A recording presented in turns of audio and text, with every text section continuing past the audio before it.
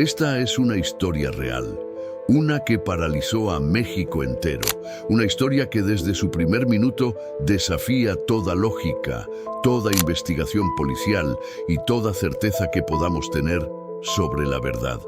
Una niña desaparece en su propia cama. La policía revisa el cuarto, lo hacen los perros entrenados, también lo hace la familia, y 9 días después su cuerpo aparece exactamente ahí, en el mismo lugar. ¿Cómo es posible? Paulette Guevara Farah tenía solo 4 años cuando se convirtió en el rostro de uno de los misterios criminales más perturbadores y comentados del país.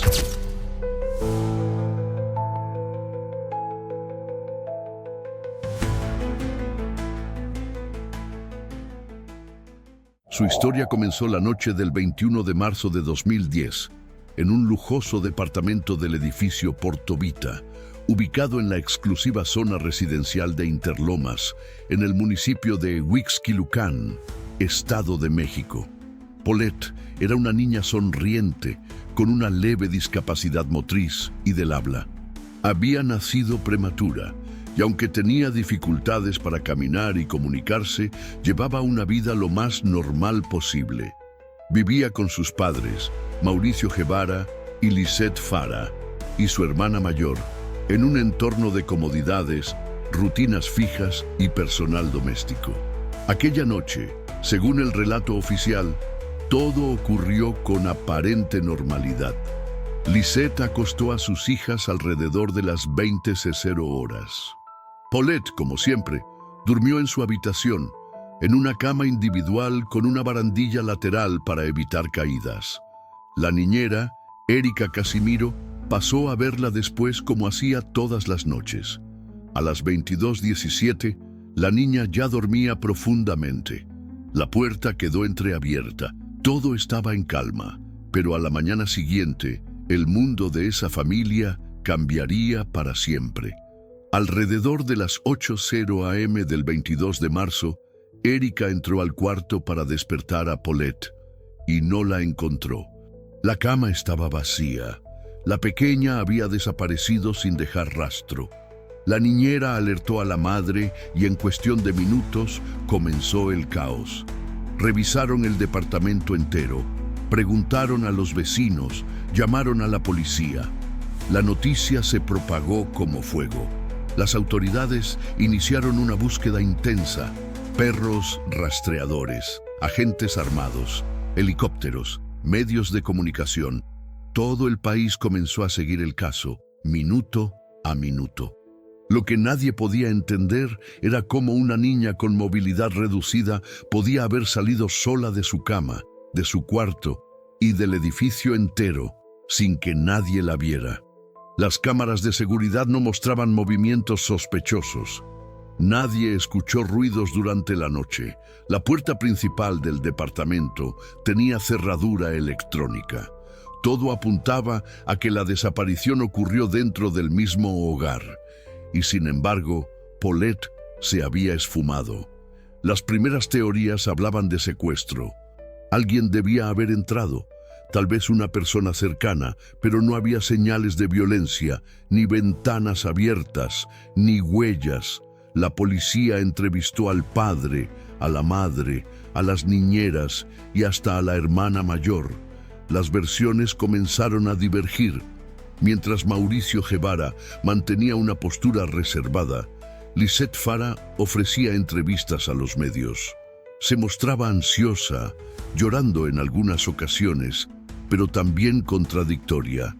Decía que no sabía qué había pasado, que no entendía cómo su hija pudo desaparecer, que tal vez alguien del edificio sabía más de lo que decía.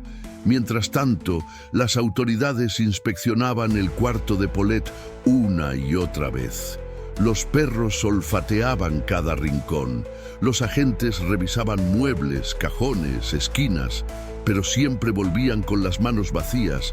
El cuarto seguía siendo una escena estéril, hasta que, el 31 de marzo, 9 días después de la desaparición, todo cambió. Esa mañana, tras una nueva revisión, la policía encontró algo que cambió el curso del caso. El cuerpo sin vida de Paulette estaba ahí, en su cama.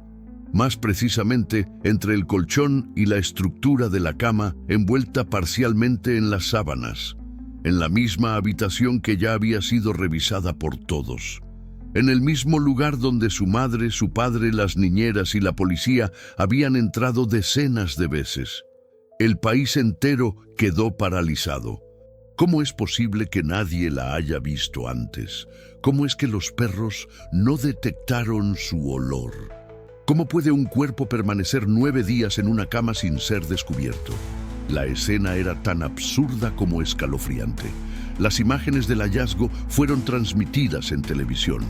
La posición del cuerpo, la rigidez cadavérica, el estado de las sábanas, todo parecía indicar que ese cuerpo no había estado allí desde el principio, o al menos no en esa posición. La indignación pública creció. Las redes sociales estallaron en teorías. Algunos hablaban de un encubrimiento, otros de negligencia. Incluso hubo quienes acusaron a la madre, al padre, a la niñera. Todos eran sospechosos, todos parecían saber algo que no querían decir. Y es ahí donde comienza nuestra investigación, porque esta no es solo la historia de una desaparición imposible. Es la historia de un cuarto cerrado, de declaraciones contradictorias, de pistas ignoradas y de un sistema judicial que cerró el caso demasiado rápido. En los próximos minutos vamos a reconstruir los hechos, paso a paso. Te vamos a mostrar cada detalle del cuarto, cada palabra dicha en las entrevistas, cada contradicción, y al final tendrás que responder tú. ¿Fue un accidente o alguien la escondió allí? Prepárate para dudar de todos. Nadie está libre de sospecha, porque en este caso, hasta la verdad parece estar escondida. Desde el momento en que se encontró el cuerpo de Paulette Guevara Farah en su propia cama, el caso dejó de ser una simple desaparición para convertirse en un rompecabezas nacional. Las cámaras de televisión mostraban a peritos sacando el colchón, fotografiando la cama desde todos los ángulos. Los periodistas hablaban en vivo desde el lugar del hallazgo. Pero lo que más impactaba no era la imagen del cuerpo, era la certeza de que ese cuarto ya había sido inspeccionado una y otra vez sin que nadie lo viera. ¿Cómo explicar una omisión tan grotesca? ¿Era posible que todos hubieran pasado por alto un cadáver durante 9 días? O peor aún, ¿alguien lo había colocado ahí después? La primera grieta en la historia apareció cuando los medios comenzaron a contrastar las declaraciones públicas de los padres. Mauricio Guevara, el padre de Paulette, abogado de profesión, aparecía en entrevistas mucho más contenido. Daba respuestas calculadas, medía sus palabras, evitaba especular. En cambio, Lisette Farah, la madre, se mostraba mucho más emocional, pero también más errática. En una entrevista grabada a los pocos días de la desaparición, Lisette afirmaba que Paulette no podía salir sola de la cama. No puede caminar bien, no puede bajarse sola, necesita ayuda, decía con lágrimas en los ojos. Pero luego, en otro video, decía que quizás su hija había intentado salir por sí misma, que tal vez alguien dejó una puerta abierta, que la niña podría haber llegado hasta el elevador. 2 versiones incompatibles, 2 discursos diferentes. La contradicción no pasó desapercibida. La opinión pública comenzó a cuestionar por qué una madre se contradice de esa manera. Nerviosismo, desesperación o algo más. La fiscalía decidió entonces tomar cartas más firmes en el asunto. Citó a los padres a declarar formalmente, no como víctimas, como testigos clave, y los retuvo durante horas en la Procuraduría del Estado de México, bajo observación. No estaban detenidos, pero tampoco podían irse. Los teléfonos móviles fueron incautados, las comunicaciones intervenidas, y algo inquietante comenzó a salir a la luz. Las llamadas entre Lisette Farah y Mauricio Guevara eran frías, casi protocolares. Había tensión entre ellos, discusiones indirectas, evasivas. Se mencionaban detalles del caso sin profundidad. Y luego, los investigadores descubrieron algo más. El teléfono de Lisette había registrado una llamada poco después del hallazgo del cuerpo. Una llamada hecha desde el baño del departamento a una persona desconocida, minutos antes de que se notificara oficialmente a las autoridades del descubrimiento. ¿A quién llamó? ¿Por qué? ¿Y cómo es que el cuerpo fue encontrado justo después de esa llamada? Mientras tanto, los peritos forenses analizaban la posición del cuerpo. Según el informe preliminar, Paulette fue encontrada en posición fetal, con el rostro hacia abajo, parcialmente envuelta en sábanas. No había señales claras de violencia, pero sí una evidente asfixia mecánica por obstrucción de vías respiratorias. Se dijo que había muerto por asfixia accidental, atrapada entre el colchón y la base de la cama. Pero el cuerpo estaba rígido y, lo que es peor, sin signos de descomposición avanzada. 9 días en esa posición y nadie había notado olor alguno. Nadie se quejó del ambiente. Ninguno de los agentes o familiares lo detectó. ¿Cómo podía eso ser posible? La teoría del accidente comenzaba a desmoronarse. En paralelo, salieron a la luz más videos del interior del departamento. La cámara de seguridad del elevador mostraba a Lisette bajando y subiendo del piso en horarios poco comunes. A veces sola, a veces acompañada de personas que no fueron plenamente identificadas. ¿Estaban ayudándola a buscar o a encubrir? Y mientras la investigación tomaba estos giros, la niñera Erika Casimiro se convertía en otro punto clave. Ella fue la primera en notar la desaparición, la que supuestamente entró a la habitación a las 8:00 am del 22 de marzo. Sin embargo, en una declaración posterior cambió la hora.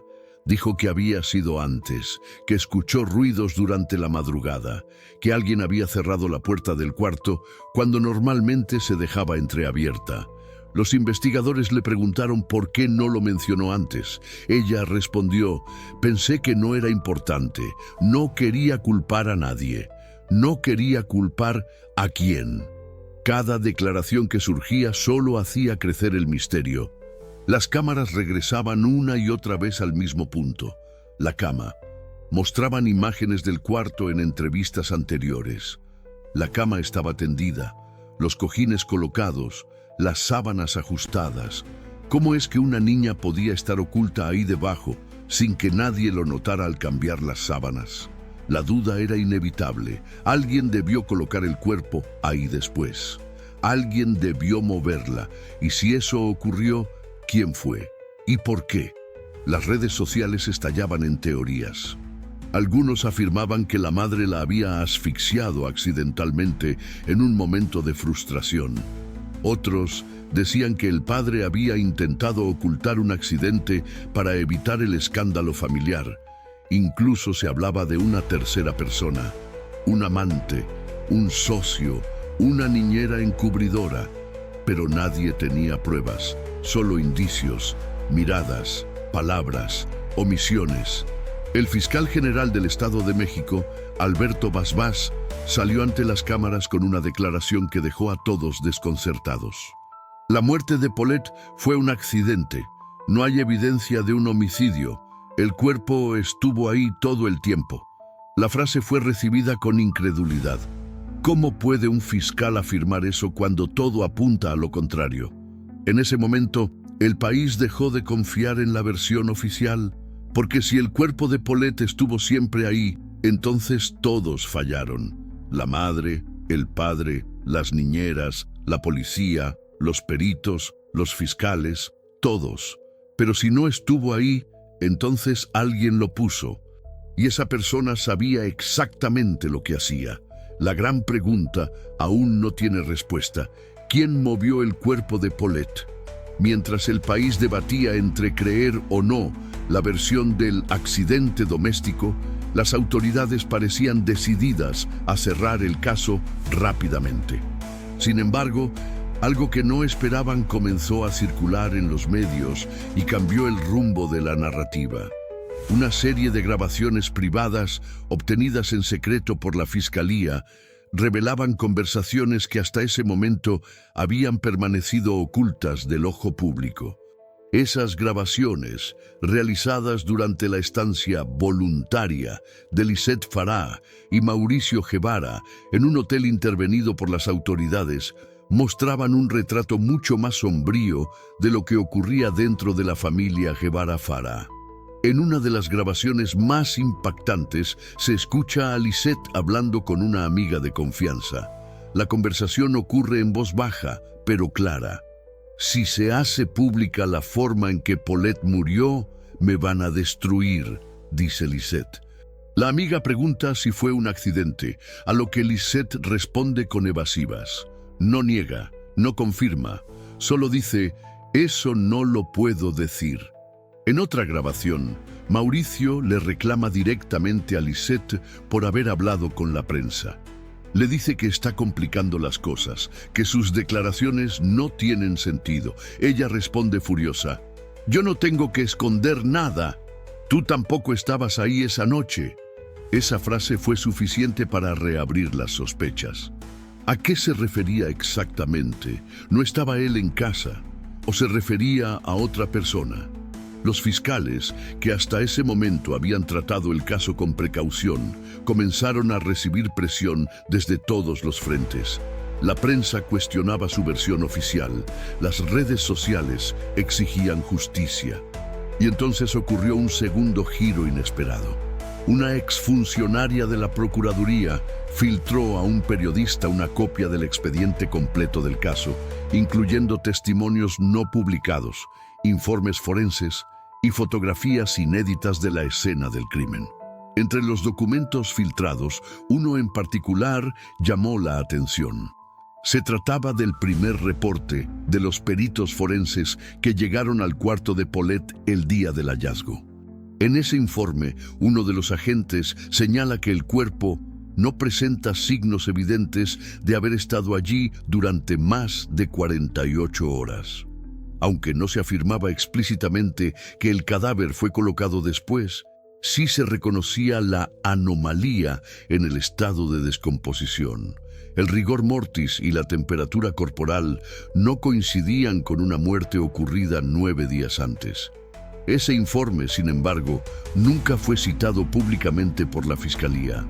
El público, indignado, empezó a exigir respuestas más concretas. ¿Por qué se ocultó ese detalle? ¿Quién tenía acceso al cuarto en los últimos días?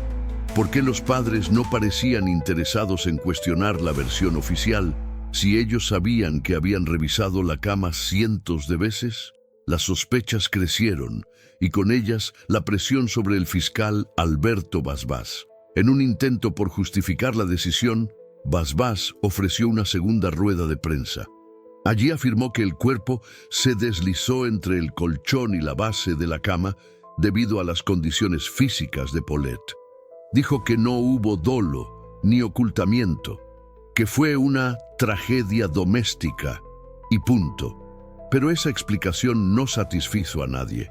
Una niña con movilidad reducida, que apenas podía bajarse sola de la cama, había caído entre los colchones y permanecido ahí 9 días sin que nadie lo notara. Ni los familiares, ni las niñeras, ni los perros entrenados, ni los forenses. La lógica se rompía por todos lados, y entonces apareció otra figura clave, Amanda de la Rosa. Amanda era amiga íntima de Lisette Farah. Había estado presente durante los días posteriores a la desaparición, incluso durmiendo en el departamento. Se decía que había estado ayudando a la familia a sobrellevar el momento. Pero en una entrevista posterior, Amanda reveló algo inquietante. Ella también había dormido en la misma cama que Paulette ocupaba después de la desaparición. Dijo que nunca sintió nada raro, que la cama parecía normal y que jamás imaginó que el cuerpo pudiera estar allí. Sin embargo, agregó un detalle que muchos no esperaban. La noche antes de que encontraran el cuerpo, alguien cambió las sábanas. ¿Quién lo hizo? ¿Por qué? ¿Y cómo no notó el cuerpo debajo del colchón? Amanda no dio nombres. Solo dijo que alguien del entorno lo hizo. Esa frase bastó para encender todas las alarmas. Si alguien cambió las sábanas y no vio el cuerpo, o peor aún, si lo vio y no dijo nada, entonces ya no hablábamos de un accidente, hablábamos de un encubrimiento deliberado. Los investigadores comenzaron a centrarse en una hipótesis incómoda, que Paulette había muerto por asfixia accidental, sí, pero no la noche del 21 de marzo, sino en algún momento posterior. Tal vez durante un episodio privado, mientras estaba al cuidado de alguien, tal vez tras una caída, y que por miedo, vergüenza o presión social, alguien había ocultado el cuerpo y fingido su desaparición. Esa teoría explicaría el estado del cadáver, la falta de olor, las contradicciones y, sobre todo, la repentina aparición del cuerpo justo después de ciertos movimientos en el departamento. Una teoría escalofriante comenzó a tomar forma en las redes. ¿Y si Paulette nunca desapareció? ¿Y si estuvo muerta desde el principio, pero el cuerpo fue escondido en otro lugar y solo después movido a la cama? Si eso fuera cierto, ¿quién lo hizo? ¿Y cuántas personas ayudaron a mantener la mentira? En medio de este torbellino mediático, el fiscal Bas se vio forzado a renunciar. Su salida fue vista como una admisión tácita de que algo no se había hecho bien, pero el daño ya estaba hecho. La justicia había cerrado el caso como accidente y con eso nadie sería procesado. La pregunta seguía viva: ¿fue realmente un accidente? ¿O alguien decidió que era mejor ocultar la verdad? Mientras la opinión pública exigía respuestas, la historia de Paulette ya había cruzado la línea del escándalo mediático para instalarse en el imaginario colectivo como un misterio sin resolución. Pero detrás del caso policial había rostros. Personas concretas que habían estado allí la noche de la desaparición. Personas cuyas declaraciones se contradecían entre sí. Personas que conocían a Paulette como nadie más y que por acción u omisión jugaron un papel clave en lo que ocurrió. El primer foco de sospecha fue, inevitablemente, Lisette Farah, madre de Paulette, mujer mediática, con una personalidad intensa, capaz de cambiar de tono en segundos entre la calma y el llanto. Desde el principio, sus apariciones en televisión llamaron la atención no solo por su ansiedad, sino por su aparente deseo de controlar la narrativa. En una entrevista, acusó directamente a los medios de ensuciar su imagen y de querer culparla sin pruebas, pero al mismo tiempo ofrecía detalles que nadie le había preguntado. Decía frases como «yo no la maté», cuando ni siquiera se le había planteado esa posibilidad en cámara. Su comportamiento fue analizado por psicólogos forenses y opinólogos de todo tipo. ¿Era una madre en shock? ¿O alguien que estaba ocultando algo? Un aspecto que muchos notaron fue su falta de conexión emocional en ciertos momentos. En los videos grabados por la fiscalía se la veía tranquila, comiendo, revisando su teléfono, riendo ocasionalmente. En uno de ellos, mientras hablaba con Amanda de la Rosa, menciona con tono casual: a Paulette le chocaba que le cambiaran la pijama. Siempre pataleaba. La frase, fuera de contexto, puede parecer trivial, pero dicha apenas días después de que se encontrara muerta a su hija, sonaba extraña, fría, desconectada. Y luego estaba su historia personal. Lisette provenía de una familia con influencia económica y contactos políticos. Había enfrentado una separación reciente con Mauricio Guevara, aunque aún vivían juntos. Tenían conflictos legales, desacuerdos sobre la crianza y, según fuentes cercanas, una relación tensa y llena de desconfianza. Algunas versiones apuntaban a que Lisette estaba al borde de perder la custodia de sus hijas. ¿Pudo haber ocurrido un episodio de frustración, un arrebato y luego un intento desesperado por cubrir lo sucedido? Pero Mauricio Guevara tampoco quedaba fuera del círculo de sospechas. Aunque más reservado en sus declaraciones, su frialdad también despertó dudas. Jamás apareció llorando en público. Jamás mostró una emoción que indicara desesperación. Algunos lo justificaban por su formación como abogado, una mente legal, controlada, estratégica, pero otros lo veían como un hombre calculador, dispuesto a proteger su imagen a toda costa. Durante las investigaciones, fue él quien contactó a medios internacionales para limpiar su reputación, mientras evitaba hablar de los aspectos íntimos del caso. Además, las grabaciones mostraban una clara distancia con Lisette. Las peleas constantes, los reproches, la frialdad en sus conversaciones. ¿Podía un padre que había perdido a su hija comportarse así?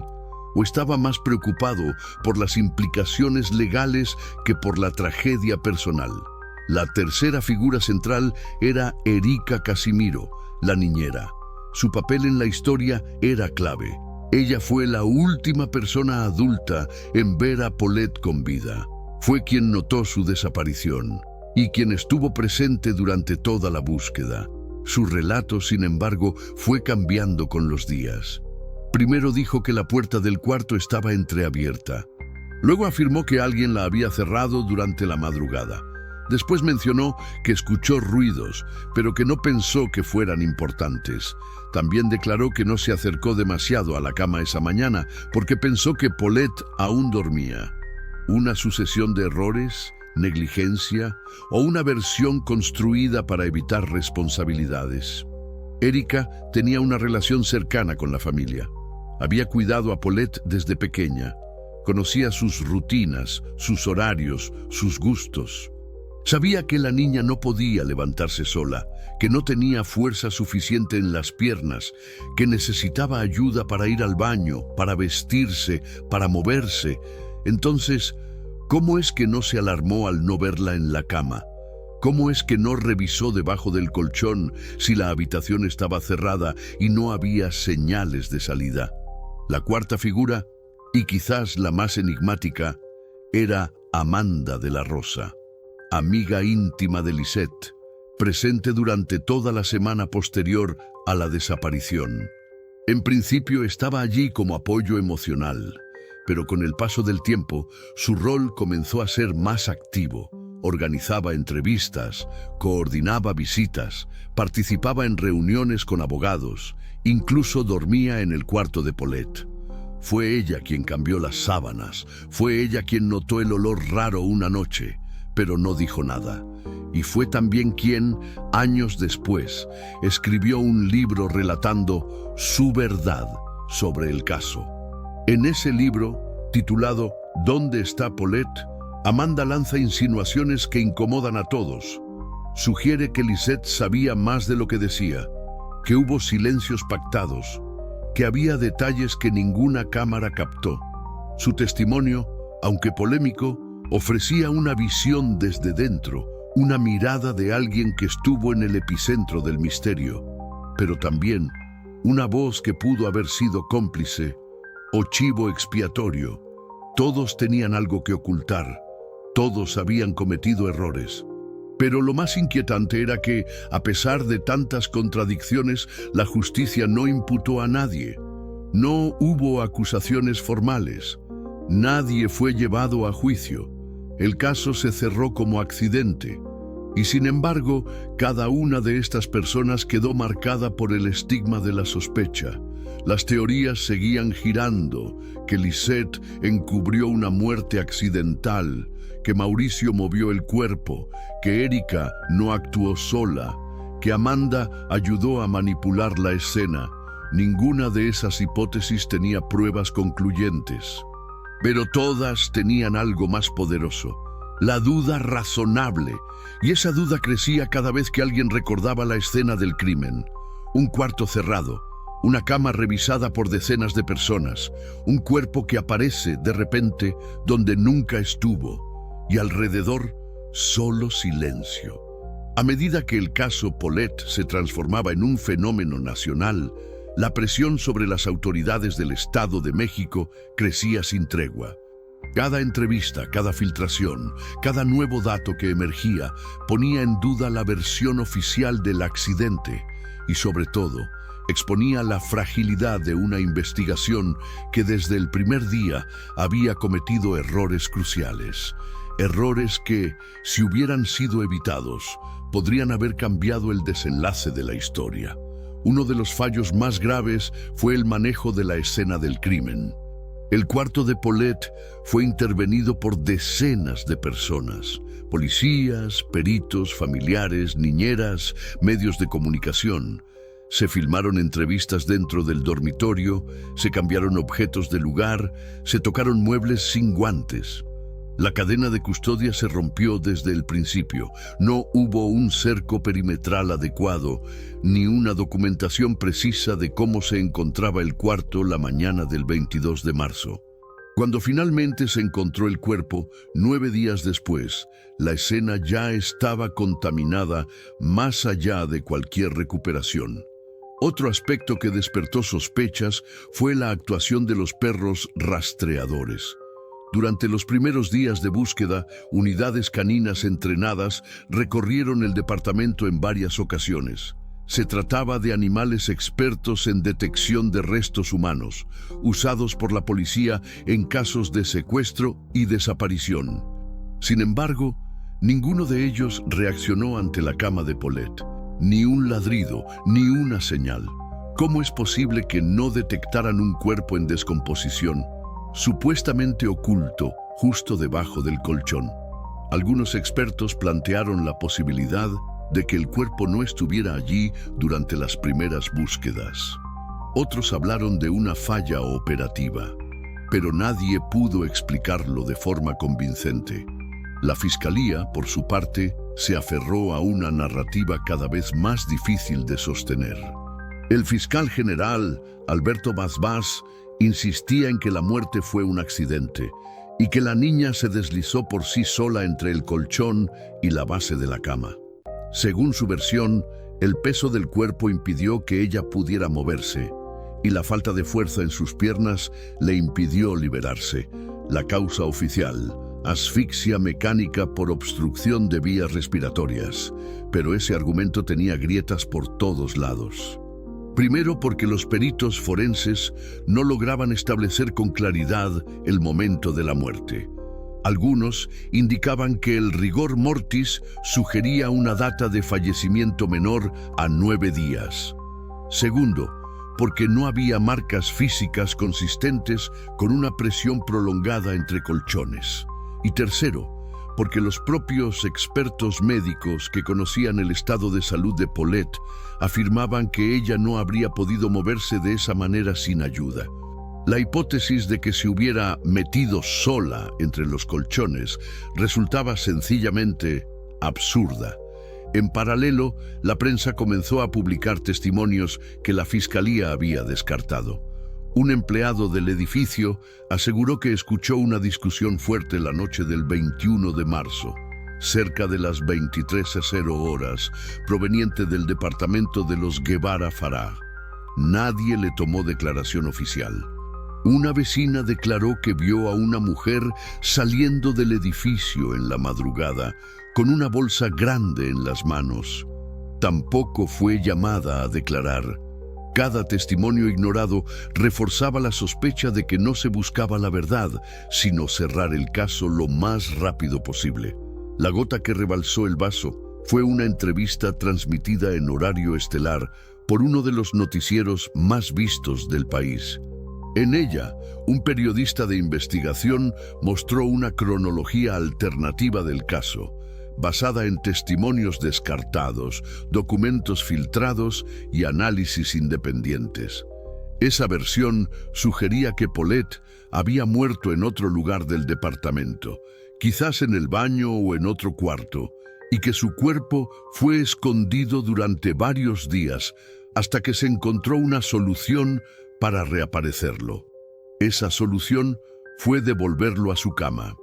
El periodista apuntaba a un encubrimiento, con participación directa de personas cercanas a la familia. La reacción del público fue inmediata. Miles de personas inundaron redes sociales exigiendo la reapertura del caso, pero las autoridades se mantuvieron firmes. El 3 de mayo de 2010, apenas un mes y medio después de la desaparición, el caso fue oficialmente cerrado. No hubo juicio, no hubo acusados, no hubo justicia, solo un acta firmada que decía fallecimiento por accidente doméstico. Y con esa frase todo quedó silenciado. Sin embargo, ese silencio no trajo paz, todo lo contrario. Generó una indignación colectiva que aún persiste hasta hoy. La gente no olvidó. Los periodistas no dejaron de investigar. Las teorías siguieron creciendo. Algunas apuntaban a un acto impulsivo encubierto por miedo al escándalo. Otras a un accidente negligente disfrazado de desaparición. Incluso hubo quien sugirió que el cuerpo de Paulette fue movido varias veces antes de aparecer en la cama, que alguien esperó el momento exacto, cuando la presión era máxima, para encontrarla de forma controlada. Una forma de cerrar la historia sin dejar cabos sueltos, al menos para los tribunales, pero las preguntas nunca desaparecieron. ¿Por qué nadie fue responsabilizado? ¿Cómo se permitió que la escena del crimen fuera contaminada? ¿Por qué se ocultaron testimonios clave? ¿Qué papel jugó el poder económico y la presión mediática en la resolución del caso? A medida que el tiempo pasaba, lo único claro era que la verdad se había diluido entre versiones, omisiones y silencios. Y que Paulette, una niña de 4 años, quedó atrapada no solo entre un colchón y una base de cama, sino entre las sombras de un sistema que prefirió no mirar demasiado profundo. El caso Paulette no se cerró, solo fue archivado. Al final de todo misterio queda la necesidad de entender, de armar el rompecabezas, aunque falten piezas, de mirar las sombras y preguntarse qué pasó realmente aquella noche del 21 de marzo de 2010. El caso Paulette no tuvo un juicio ni un culpable oficial, pero sí dejó rastros, fragmentos de verdad escondidos entre testimonios, silencios, comportamientos y omisiones. Y con base en ellos, muchos investigadores independientes han construido lo que podría ser la única explicación lógica a un caso que nunca debió ser cerrado tan rápido. La reconstrucción más plausible no comienza con un asesinato, sino con una serie de errores encadenados. Esa noche, según esta teoría, algo ocurrió dentro del departamento, un accidente, tal vez durante un momento de negligencia, tal vez una caída en la cama, una mala postura, un descuido. No hay pruebas de violencia directa, no hay sangre, no hay marcas de defensa, pero sí hay algo, el miedo al escándalo, a las consecuencias legales, a perder la custodia de las hijas, al juicio mediático. Y ese miedo, según muchos, fue más poderoso que la verdad. Paulette podría haber muerto esa misma noche, quizás asfixiada accidentalmente, atrapada entre el colchón y la base. Pero lo que hizo del caso una tragedia nacional no fue solo su muerte, sino lo que ocurrió después. En lugar de llamar a emergencias, alguien decidió ocultarla. Alguien prefirió encender la maquinaria de una desaparición simulada antes que enfrentar las preguntas. Y para ello, se tejió una narrativa. Se llamó a la policía, se dejó entrar a los medios. Se dieron entrevistas cuidadosamente ensayadas, todo con la esperanza de que la historia del secuestro desviara la atención y que el cuerpo no fuera encontrado. Pero el plan tenía un problema: el tiempo. La presión aumentaba. Los medios no dejaban de preguntar. Las autoridades exigían resultados. Y entonces, según esta reconstrucción, llegó el momento de reaparecer el cuerpo. No en el jardín, no en el coche, no en otro departamento, sino en el lugar más simbólico, su cama, en una posición que podía sugerir un accidente, en un rincón que ya había sido revisado decenas de veces. Era arriesgado, sí, pero también era la única forma de cerrar el caso sin generar más sospechas. O eso creyeron. Los indicios que sostienen esta teoría son numerosos. Las contradicciones en las declaraciones de Lisette Farah, el cambio de versión de la niñera Erika, la extraña actitud de Amanda de la Rosa, las llamadas telefónicas no explicadas, el testimonio del trabajador que oyó gritos, la falta de reacción de los perros rastreadores, la rigidez del cuerpo, la ausencia de olor, todos elementos que por separado podrían parecer confusos, pero que en conjunto dibujan un patrón. ¿Y por qué no se investigó más a fondo? Aquí entra en juego otro factor, el poder. La familia Guevara Farah no era una familia común. Tenían conexiones, recursos, influencia. Sabían cómo moverse entre abogados, periodistas y funcionarios.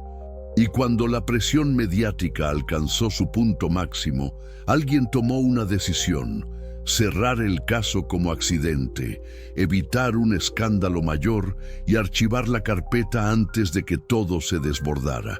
El fiscal Bas Bas, que en ese momento era una figura en ascenso, fue el rostro de esa decisión. Pagó el precio político con su renuncia, pero nunca fue procesado por negligencia. Lisette Farah desapareció de la vida pública por un tiempo. Luego reapareció con entrevistas selectivas, afirmando su inocencia y atacando a quienes la habían señalado. Mauricio Guevara se mantuvo en silencio. Amanda de la Rosa publicó su libro y se exilió del círculo mediático. Erika Casimiro, la niñera, simplemente se desvaneció del ojo público. Ninguno de ellos volvió a hablar del caso en profundidad, pero la sociedad mexicana no olvidó. El nombre de Paulette se convirtió en sinónimo de impunidad, de sistema roto, de justicia selectiva. Se hicieron documentales, artículos, podcasts. Su historia se enseñó como caso de estudio en universidades de Derecho y Criminología, no por su resolución, sino por su falta de ella. Porque Paulette murió en un lugar seguro, en su casa, en su cama, rodeada de personas que debían protegerla, y nadie pudo o quiso decir exactamente cómo o por qué. Hasta hoy, la versión oficial sostiene que fue un accidente. Una niña de 4 años, con movilidad limitada, cayó entre el colchón y la base de la cama sin que nadie lo notara y murió por asfixia mecánica. Una conclusión que, aunque legalmente cerrada, es rechazada por la mayoría de la población, porque no encaja, porque no convence, porque deja demasiadas preguntas abiertas. Y tú, que has escuchado cada detalle, cada contradicción, cada hipótesis, ahora tienes los mismos elementos que tuvieron los investigadores, los periodistas y la opinión pública. Has visto las piezas, has sentido las dudas, has recorrido el cuarto cerrado. Entonces la pregunta es inevitable. ¿Adivinaste quién fue el responsable? ¿Fue un accidente o alguien escondió la verdad? Escribe tu teoría abajo. Queremos leerte.